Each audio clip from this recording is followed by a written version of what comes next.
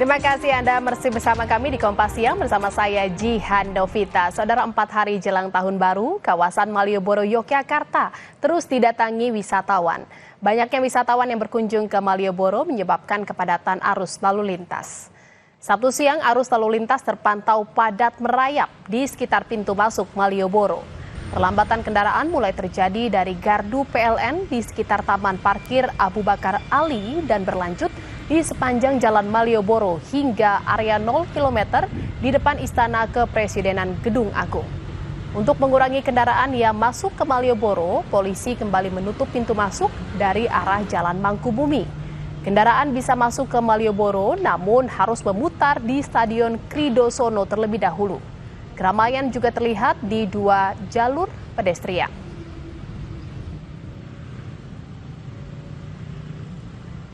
Informasi selengkapnya kita akan terhubung dengan jurnalis Kompas TV ada Michael Aryawan untuk mengetahui bagaimana situasi liburan di Yogyakarta pada siang hari ini.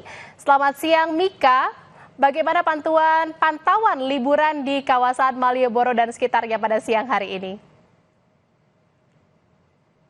Ya, selamat siang, Jihan. Semakin siang, kawasan Malioboro memang semakin ramai.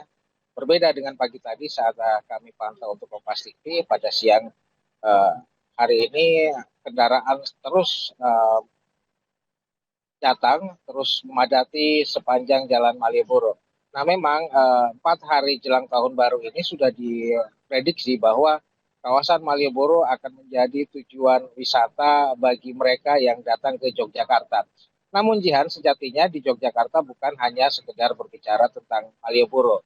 Malioboro boleh menjadi ikonik Jogja, tetapi di Jogja juga ada Merapi, di Jogja juga ada laut, ada kawasan pantai selatan, di mana banyak sekali pantai-pantai indah di sekitar Gunung Kidul, di sekitar Bantul, dan juga Kulon Progo yang sejatinya bisa didatangi oleh para wisatawan yang berkunjung ke Yogyakarta. Nah, kemudian di kawasan Merapi saat ini banyak tempat-tempat wisata baru yang telah dibuka dan siap melayani wisatawan yang datang dari luar daerah dan sekedar ingin menikmati alam pegunungan khas Merapi tentunya. Nah, untuk mereka yang mungkin kurang terlalu bersemangat jika bermain di alam, ada destinasi wisata lain, ada destinasi pendidikan, misalnya Taman Pintar. Kemudian ada juga destinasi budaya, ada Candi Prambanan, ada Borobudur, dan beberapa candi yang ada di Yogyakarta dan Jawa Tengah. Tentu saja hal itu bisa didatangi oleh para wisatawan yang datang ke Yogyakarta, sehingga kawasan Malioboro memang tidak menjadi lagi tujuan utama sehingga sangat padat. Nah, biasanya para wisatawan yang datang ke Yogyakarta memanfaatkan masa liburannya pada siang hari, pagi hari, sore hari di tempat lain di luar kota Yogyakarta, dan kemudian pada malam hari mereka akan masuk ke kawasan Malioboro. Nah, ini yang akan diantisipasi oleh pemerintah kota Yogyakarta bersama Polresta Yogyakarta menjelang malam tahun baru nanti. Jihan. Iya, bukan hanya terjadi kepadatan di jalan atau kawasan Malioboro saja, tetapi juga di tempat-tempat destinasi wisata lainnya di kota Yogyakarta yang memang saat ini terus dikunjungi oleh wisatawan. Ya, Mika, lalu bagaimana dan apa saja upaya-upaya yang dilakukan oleh pemerintah setempat dan juga kepolisian untuk dapat mengurai kepadatan lalu lintas dan juga wisatawan yang sedang berwisata di Yogyakarta? Ya, Jihan, berdasarkan data yang kami pegang, memang disebutkan selama musim liburan Natal dan Tahun Baru, ada 10 juta wisatawan yang akan melintas ke Yogyakarta dan diperkirakan mereka akan masuk kawasan Malioboro. Namun tentu saja itu bukan di waktu yang bersamaan. Nah, ada hari-hari tertentu yang memang akan diantisipasi, misalnya pada pergantian malam Tahun Baru. Nah, untuk malam tahun baru nanti rekayasanya sudah dibuat oleh Polresta Yogyakarta, di mana pada pukul 21.00 tidak boleh lagi ada kendaraan yang boleh melintas di jalan Malioboro. Nah, bagi mereka yang ingin menghabiskan malam tahun baru di kawasan Malioboro, mereka sudah harus masuk sebelum pukul 21.00, sudah mencari tempat parkir, sudah memarkirkan kendaraannya dengan nyaman, sehingga nanti mereka bisa berjalan kaki untuk mengunjungi tempat-tempat di kawasan Malioboro. Jihan.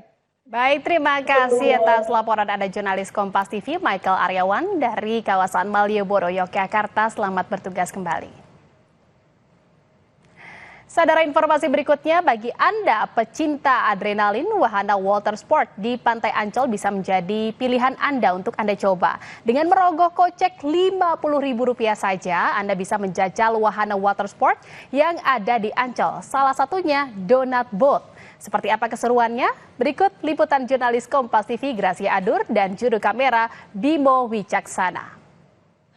Saudara, di masa libur Natal dan Tahun Baru 2025, Pantai Ancol ini selalu menjadi destinasi favorit bagi warga Jakarta dan sekitarnya. Aktivitas bermacam-macam, ada yang mulai makan bersama dengan keluarganya dan juga para kerabatnya, kemudian ada juga yang melakukan camping dan juga menikmati kuliner yang mereka bawa dari rumah untuk bisa dinikmati di Pantai Ancol sendiri. Tetapi ada salah satu hal yang menarik perhatian saya untuk menikmati seluruh fasilitas di Pantai Ancol. Pantai Ancol ini memiliki berbagai fasilitas water sport. Yang pertama adalah disco boat yang harganya Rp50.000 per orang, 3 putaran, banana boat, donut boat, dan juga kanus. Yang ini semuanya harganya cuma Rp50.000 per orangnya. Saya saat ini mau wawancara kepada salah satu keluarga yang tadi baru saja benar-benar menikmati permainan water sports yang ada di Pantai Ancol.